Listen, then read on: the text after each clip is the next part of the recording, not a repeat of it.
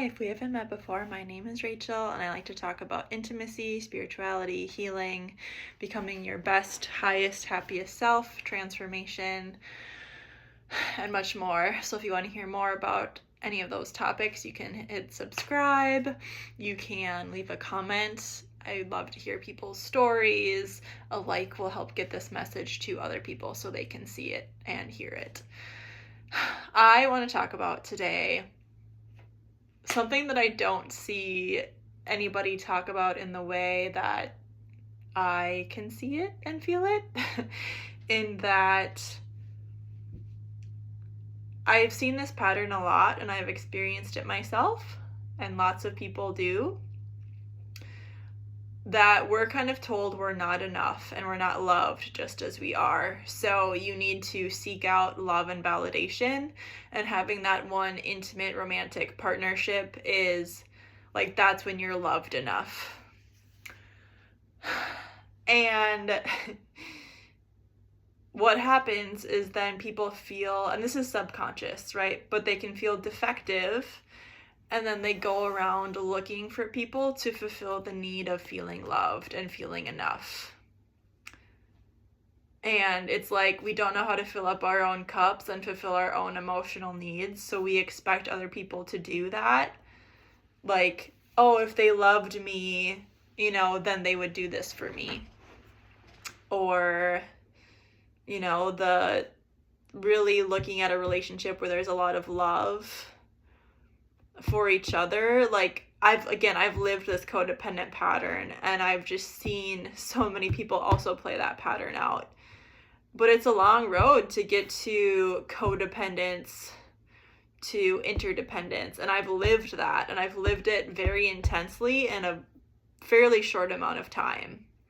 However, it is key to a long-term relationship, quote, working out, or people not divorcing or breaking up one day.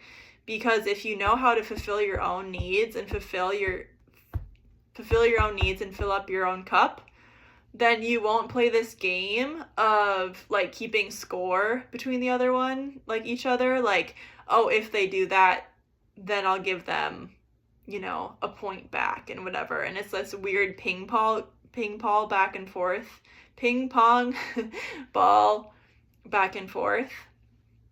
But if two people that know how to take care of themselves come together, and they just literally want to have a safe space to help each other grow and support each other and become closer and have that intimacy between each other, that serves as a more sustainable long-term relationship. Because again, you're not going to come back to this keeping score and this resentment.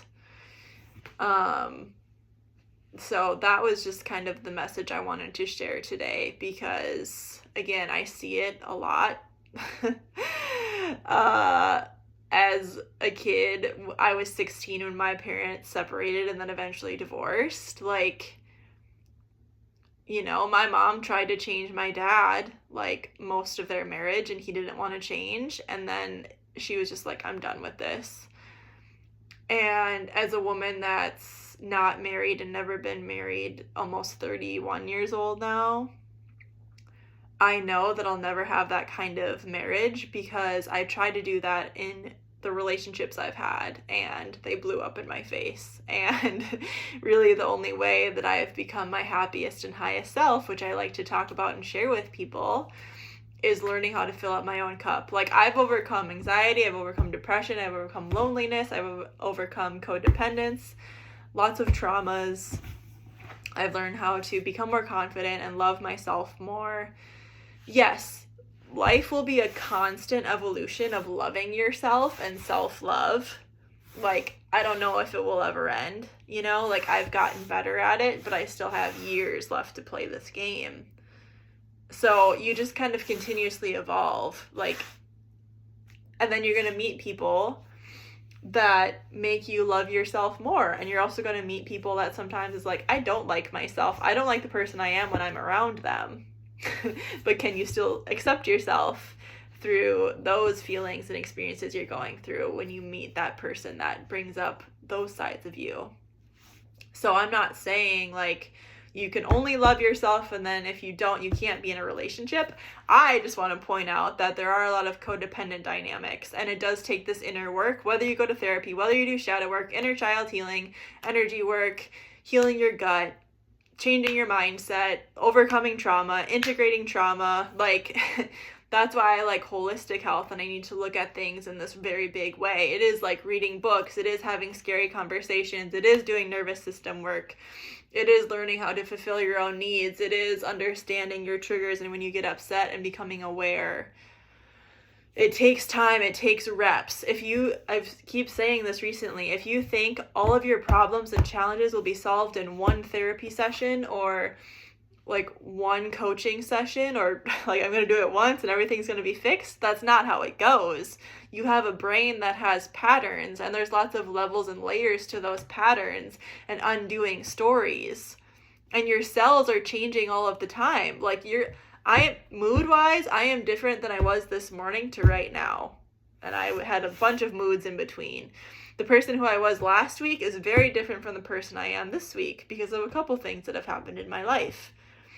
Like, you're constantly evolving and changing, so you kind of have to be on this like grand spectrum of what am I rooted in, what do I value, what do I want to move towards individually, and if someone wants to be on that ride with you, cool. But are they fulfilling like a trauma need and the need to feel loved and safe and secure? Or are they reflecting back at you that you're in a good place and you feel safe and supported in your own body, so then you can just kind of bloom and blossom and grow together? Again, this comes in layers. Like, I was single for a long time until I was 21, and then I got closer to someone and dated them, and then I was like, ooh, we're going in very different directions. And then I fell in love with someone else, and I started to learn about self-love then.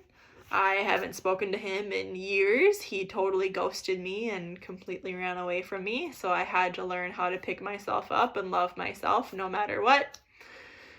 Then I got closer to someone else, and because of what has happened to me, I was in a like new loving myself stage and arena, and more lessons came up about loving myself and, you know, what will I stand for and what is not okay in a relationship to me.